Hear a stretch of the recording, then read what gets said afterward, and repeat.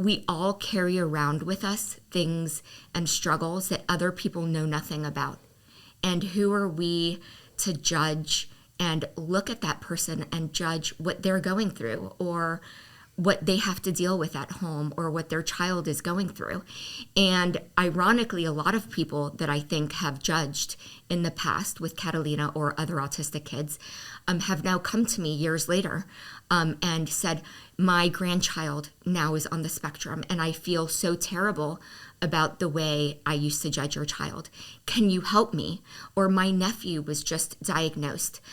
Can you help me? Can you help me, gain resources? And I think that that's something that everyone should keep in mind as we travel through life, is you can point fingers or judge or have the stereotype or have these misunderstandings. But the moment something enters your own life that will affect you, whether it's your best friend's child or you yourself have another child with that disability, then suddenly everything changes. And so you should never be that person that judges or bullies, because one day it might happen to you. That is so true. Yeah. Hey there, hot messes. Welcome to Success of a Hot Mess, where we celebrate the art of juggling life's chaos and coming out on top. I'm Stacey Isaacs, your host and resident rock star lawyer, dance mom, and survivor. We're going to dive into candid conversations about conquering challenges, embracing our unique selves, and finding success in the beautiful mess of it all. Welcome to Success of a Hot Mess podcast. Today I have my longtime friend, Isabel Villicana. You are such an interesting person on so many different levels, but time is limited, and it happens to be Autism Awareness Month, so I am very grateful that you agreed to come on the show today. Thank you for coming. Thank you so much. Okay, let's just jump into it. I know that autism is very close to your heart on a personal level. Can you tell the listeners why? Yeah, so I have an autistic daughter. I have 3 children. My middle child has autism spectrum disorder. When she was around 1, actually probably even before that, we noticed that something was very different about her and didn't quite know what it was. So when she was just about 2 years old, we took her to a developmental doctor. And even though Patrick and I are both doctors, we just really had no idea. She had behaviors like sensory issues, screaming. She wouldn't look at us, like no eye contact. For a while, we actually thought she was deaf because she would never look at us. Even she wouldn't respond to any stimuli. And so we just knew something was off. So when we went to this doctor and she did a full evaluation for a couple of hours, we went back into the room and she said, "Your daughter has autism spectrum disorder." And even as doctors, we were just so ignorant on the topic at the time that we looked at each other and we're just in complete shock. And so it's been quite a journey. She's now 14, so for 12 years it's been quite the journey in the autism world. And I know her personally. Our daughters started out very young in, the same classroom and everything. And, to someone who doesn't have a lot of experience with autism like myself, you would almost not even know. Right. At least when she was younger. I haven't seen her in quite some time, but right. And she's very, very bright, right? Right. So, there are these stereotypes for autistic children. And unfortunately, I've heard my whole life, people don't see what happens behind closed doors. They don't see the everyday life. They just see a very limited interaction. When you really sit Catalina down, whether she was 2 years old or now at 14, people who really spend time with her can see the differences.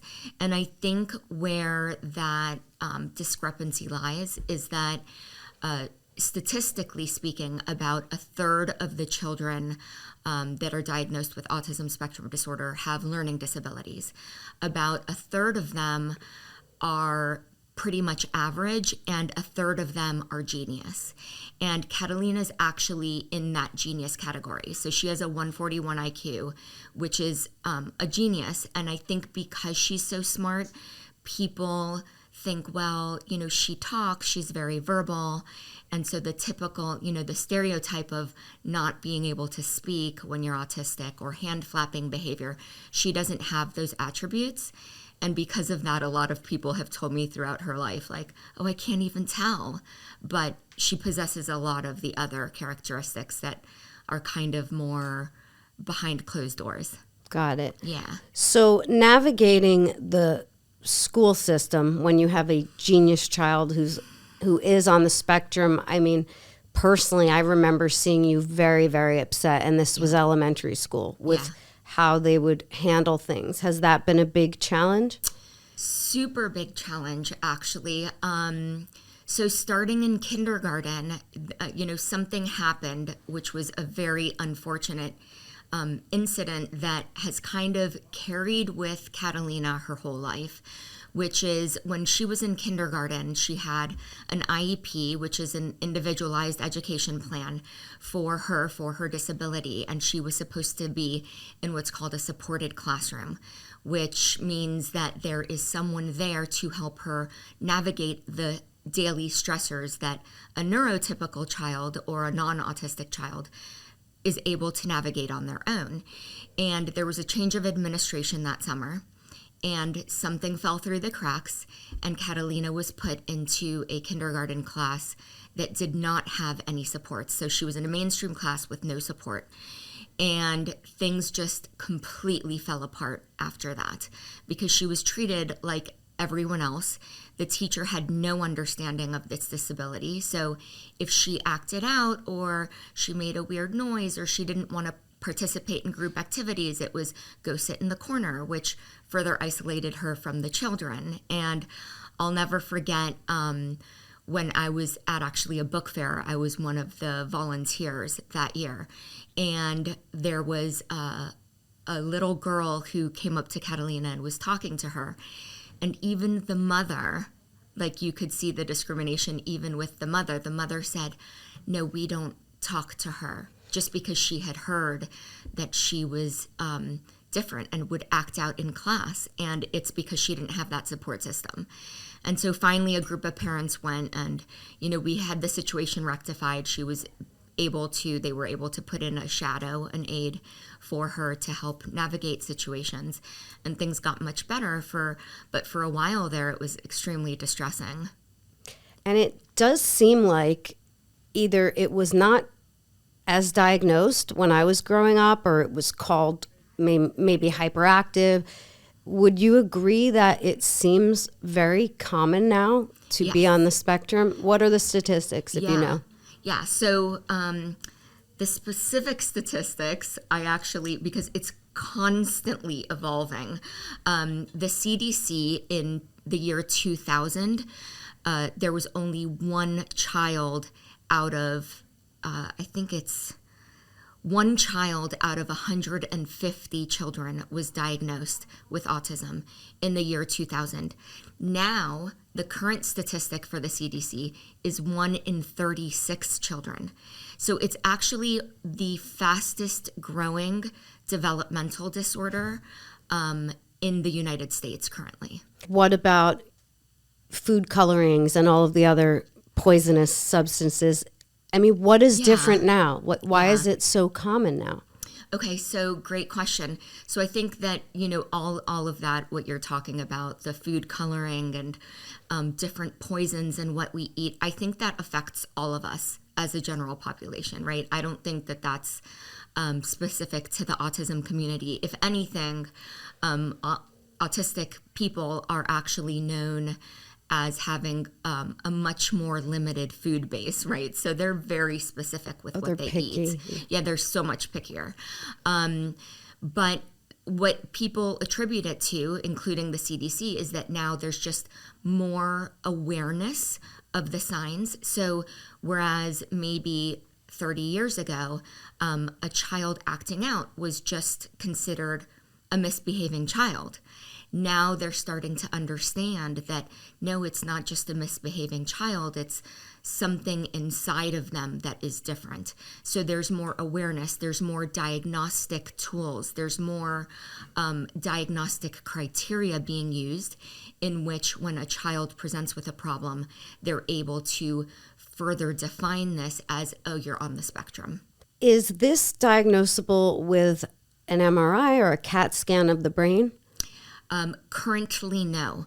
Although there are clinics that are actually incorporating brain images at this time, it's really just more of a behavioral aspect, as far as questionnaires for the parent, for the child, just actually watching the child, evaluation.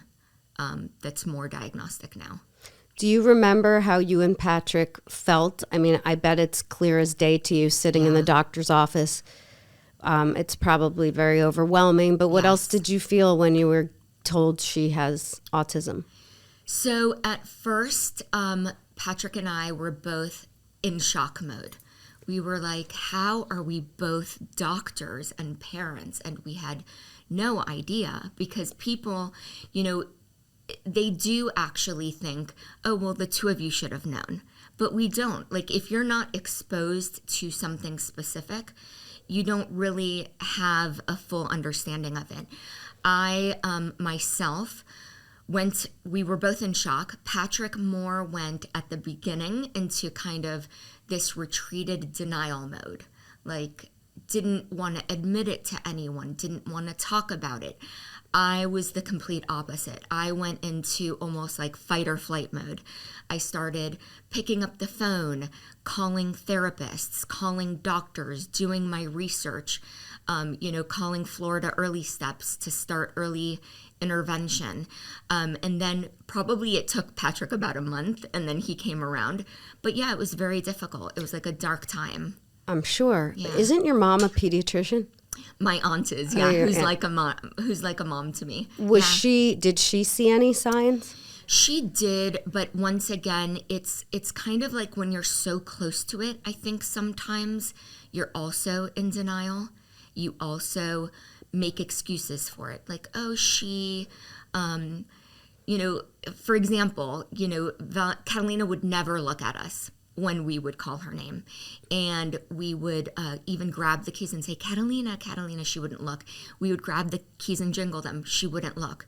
And then one day, and we actually thought she was deaf. So for a while, my aunt was saying, oh, well, maybe she's deaf. We need to put her through hearing testing. And one day, the song Mickey Mouse Clubhouse came on the TV, and she was in her crib and her head like flung over. And suddenly we're like, she's not deaf, and she just stared at the TV. But I think a lot of it is just, denial, even when you're a physician. Do you think this whole journey would have been easier if she had been deaf as opposed to? Great question. Yes, I do, because I feel like most deaf children, they learn that that's their way of life, but they also, for the most part, from what my understanding is, because I do know someone who is deaf, they're able to have a lot more emotional regulation. So for people on the spectrum, it is truly, for the most part, a daily struggle. It's a daily longing to fit in, this emotional void of not understanding the world around them. It's like, have you ever walked into a place that you don't know anyone, you don't fit in at all, and you're like, oh, it's this uncomfortable not fitting in feeling? That's how they feel every day, wherever they go, whoever they're with. It's this constant feeling of longing and wanting to be normal and not knowing that you're not normal. And it's even more prevalent in that top third. Like, the genius third actually struggles more because they're so self-aware. They have so much awareness that they aren't like everyone else, which makes them feel even more isolated. So it's a vicious cycle. That's painful. Yeah. Especially as a parent. Yeah. Well, that's probably too broad a question. Let me ask you this. Yeah. Will your daughter be able to go to college, live on her own, and have a job?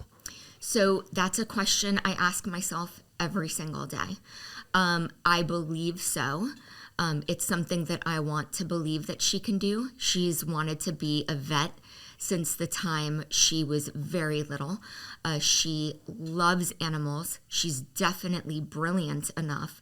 I mean, she's in 8th grade now in all high school classes, all honors, straight A's. She's going to skip another grade in her high school years. But she's capable mentally. It's that emotional, social regulation part that is the key. Because she says, well, if I'm a vet, I just have to deal with the animals and I don't have to deal with people. And I keep explaining to her, like, no, part of being a vet is having to deal with the parents of those pets that, But it's something I think about every day. Will she be able to live on her own? Will she get married? These are all questions that I struggle with every day. And is there a place where, I know there is a college for the deaf. Is there a specific college that caters to people on the spectrum? Currently, not that I know of. There's schools that are, for example, she's currently at, am I allowed to say the name of the school? Sure. Okay, so she's currently at Fusion Academy.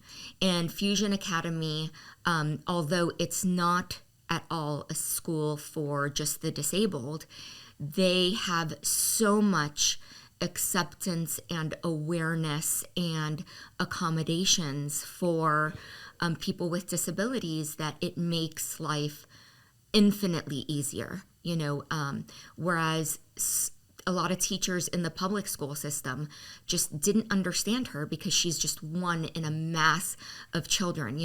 She's one in the teenage girls at her age are walking into classrooms talking about hair and makeup and fashion and, Lululemon or Sephora.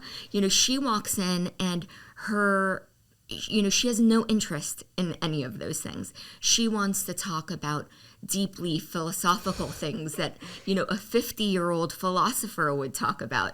So I feel like there are certain schools like Fusion that are able to accommodate, and they just love her. Like, they call me, text me, email me every day saying, like, she's the biggest pleasure. We're obsessed. And so there are those places where they can flourish more.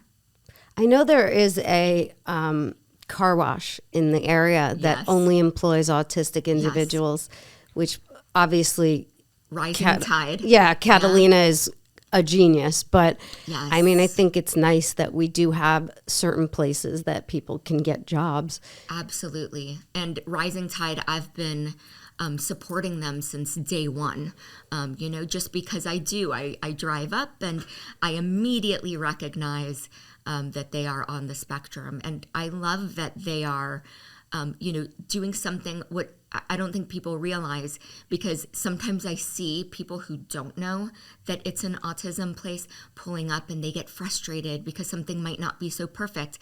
And I'm there like happy as can be that these people are going so far outside of their comfort level and their comfort zone to actually embrace being part of humanity and society.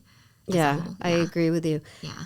As a mother of a child on the spectrum, what is your biggest daily concern? So my daily biggest concern is not only what's going to happen in the future, but the alarming reality is that the prevalence of suicide is much higher in an autism population. For children on the spectrum, it's about double of a neurotypical. So about right now, the current reported, I think it's by the NIH, reported statistics is that 10%, 20% of children on the spectrum actually have suicidal ideations, meaning they think about it all the time. Catalina has been having these thoughts since she was 5 years old. Things like, why was I put in this world? How do I fit into this world? Wouldn't I be wouldn't I be better off dead? These are heartbreaking things to listen to a 5-year-old say when she goes into her classroom every day and she's rejected for just not wanting to talk, not wanting to socialize, not wanting to participate.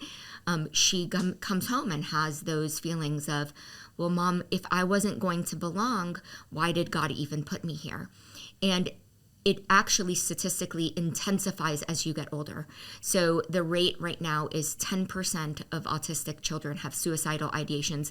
20% actually 20%, I apologize, 20% have suicidal ideations and thoughts and feelings. 10% actually attempt suicide. And that is double the rate of a neurotypical. And that rate actually massively intensifies in adulthood. So in adulthood, about 40% of adults have suicidal ideations and 20% actually attempt suicide, which is, for adults, that is 25 times higher than a neurotypical, which means an individual without autism. So this is something that I have to worry about all the time, and I constantly have to have this open dialogue with Catalina, like, how are you feeling? Are you having these thoughts and feelings? If you are, how can I support you?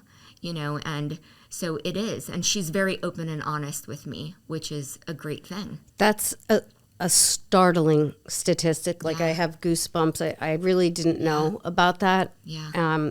Can it be managed with antidepressants, or this is just something in her brain? Yeah. So, great question. So what a lot of people don't know is that when you are diagnosed with autism, there is a high prevalence. Usually there's a triad of comorbidities, which means you have autism and usually 2 other things, okay? And so hers have always been depression and a little bit of ADHD. And so she's always had that depressive aspect to it. And it's even higher prevalent, like I said, in the ones who are more aware, because they can go and actually see. When you have a learning disability or you're nonverbal, it's harder to really be able to tell or at least verbalize that you're feeling that way.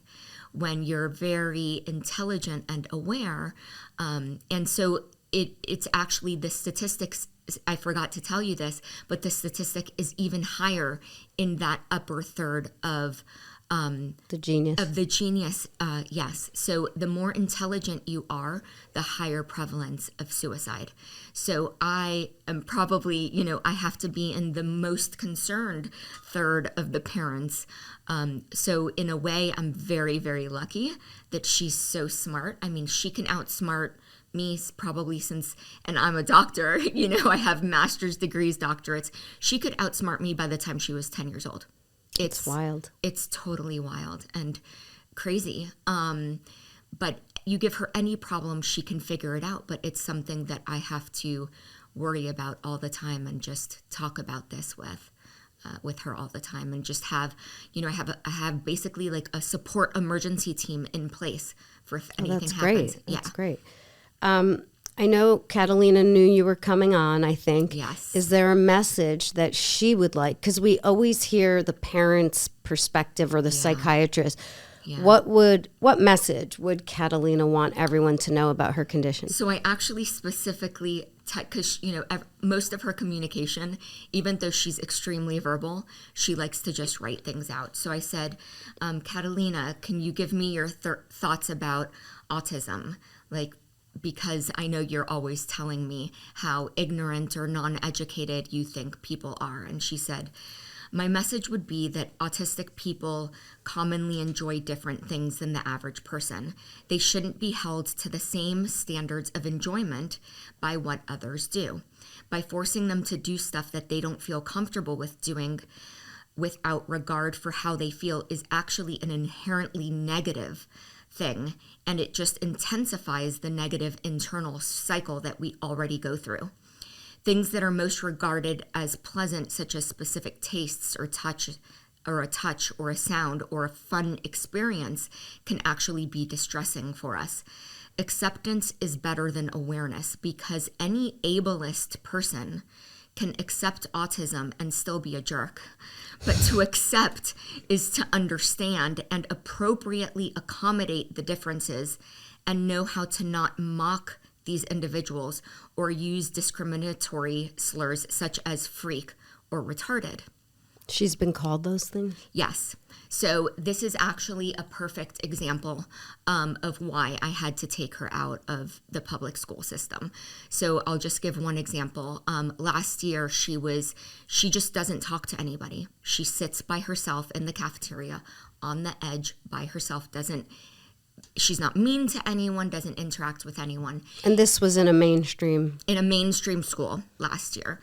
And some girls who are the mean girls, because unfortunately, there are a lot of mean bullies, and even in middle school these days, came and sat across the table from her. And they start talking to her, like, what are you eating? She said, can you please leave me alone? I like to be alone. And then they looked at each other and laughed. And then they kept taunting her. What's wrong with you? Why are you doing this? And she's like, I'm asking you to please just leave me alone. She was very sweet because there were many witnesses, and thank goodness it was actually on camera. And they kept taunting her. So one of the girls got up, sat right next to her, and shoved into her so that they were arm to arm. And she said, you're invading my personal space. Can you give me some space?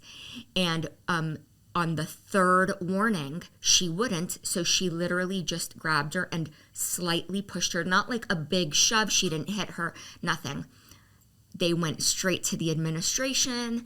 Catalina pushed me, and all these other kids, thank goodness, came forth to the administration and said, no, they were literally bullying and harassing her constantly, and she couldn't get away. Like, at that point, what was she to do?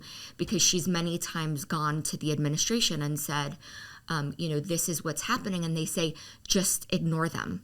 But in that situation, she was trying to ignore them, but it's like you can't win. It's this vicious cycle of, I feel like a lot of parents need to better educate their children on how to treat others. I think a lot of it does start at home.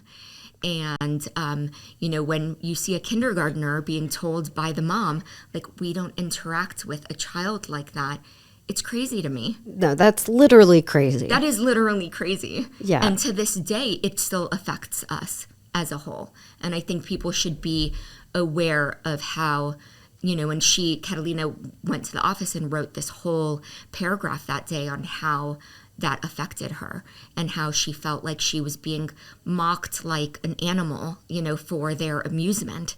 And no child or even adult should ever have to be made to feel that way. It's an awful way to live, and it creates a vicious cycle because these kids are already struggling enough, right? You introduce these external factors of people not accepting, not just being aware, but accepting.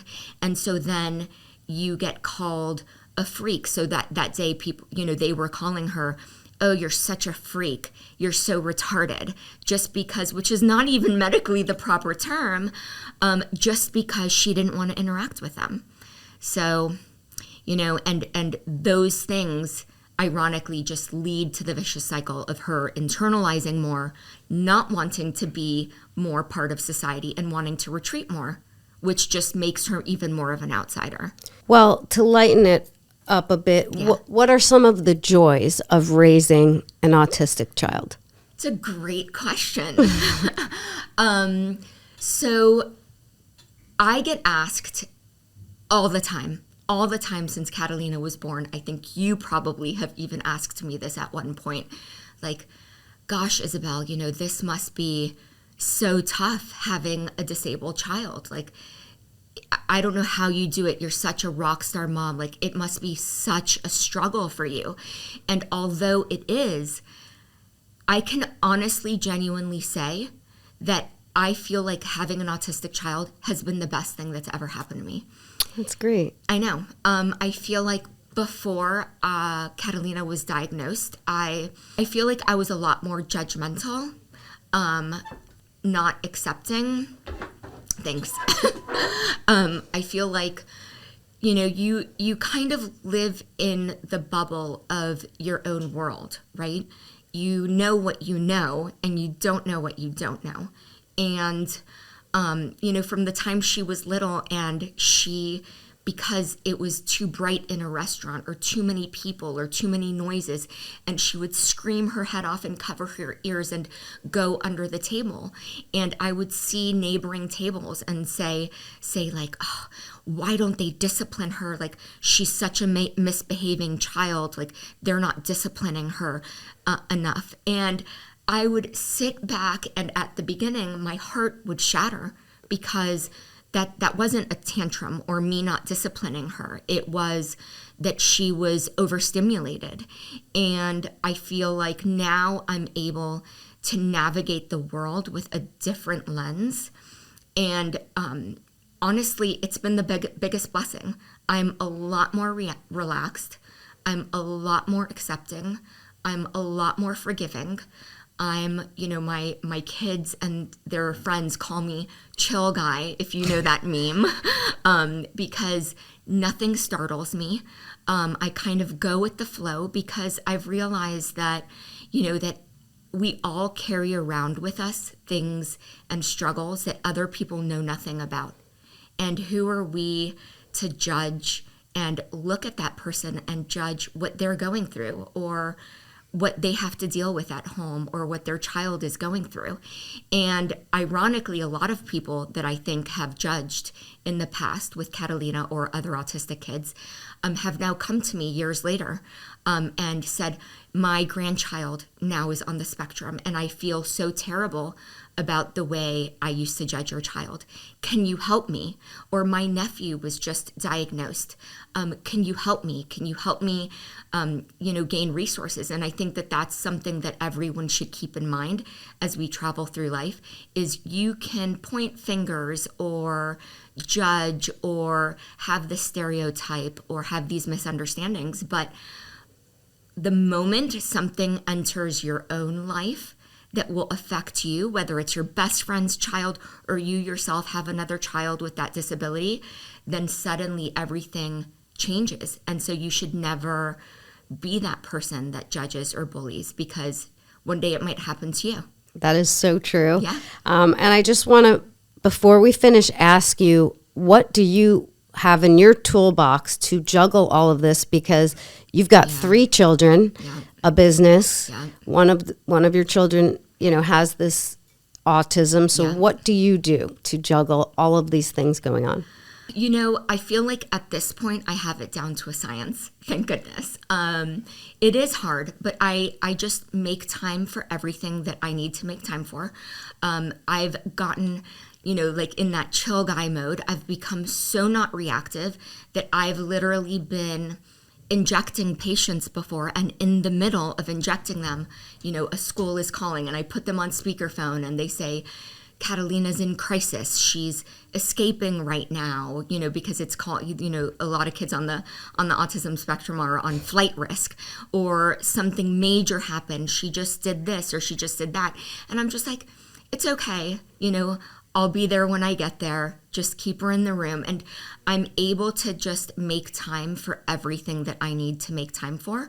I make sure to make time, equal amount of time for my other 2 children because it's hard on them as well. Like, people don't realize how hard it is for the siblings of a child with a disability. And they deserve a lot of credit because they've handled it like rock stars since they were born. And so I feel like it's made them better siblings and better humans as well. Just like it's made me a better person and a better mother, it has with them as well. So I'm able to juggle it. I still take time for my yoga and my friend time and all of that, but that's a great question. That's awesome. I want to thank you for helping spread awareness as it is Autism Awareness Month. Yes. And really thank you for sharing such personal experiences. I think it's important stuff for people to hear. Yeah, definitely. So thank you for coming on Success of a Hot Mess. Thank you so much for help spreading autism acceptance. I appreciate it. You're welcome. Thanks for tuning in to another episode of Success of a Hot Mess. If you loved what you heard today, be sure to subscribe so you never miss a beat. And hey, sharing is caring. Share this podcast with your friends, family, and anyone who could use a dose of inspiration. Until next time, keep rocking those hot mess moments with style and grace. Cheers.